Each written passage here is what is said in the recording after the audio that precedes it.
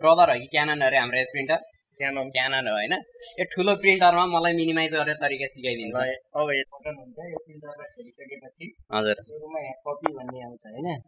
कहाँनिर कपीमा क्लिक गर्ने हजुर अनि त्यसपछि यहाँ गएर यो छ नि यो यताको बटन हेर्नु त हजुर यो बटनलाई एकचोटि क्लिक गर्ने यो क्लिक गरिसकेपछि हेरि यहाँ गएर यसलाई क्लिक गर्ने क्लिक गरेपछि यसलाई ए4 नाम नि भन्दै जानुस् ए4 छ हैन हजुर ए4R मा लानु पर्यो यसलाई ए4R यसमा गइसकेपछि ओके गर्ने अनि मिनिमाइज हुन्छ यो पेपर चाहिँ यताबाट यहाँ राख्नुपर्छ पेपर राख्ने तरिका नि पेपर यस्तो 400 बनाएर राख्नुपर्छ यहाँ राखिन्थ्यो भने यस्तो 400 बनाएर राख्ने हजुर अब त्यसपछि मिनिमाइज भयो अब यसबाट यो हाम्रो डकुमेन्ट हैन डकुमेन्टलाई यसरी राखेर फोटोकपी गर्न सकिन्छ ल एउटा गर्नुस् त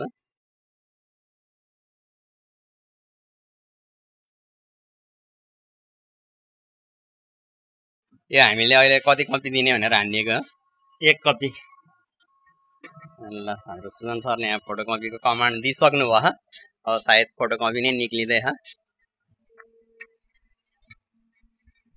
ल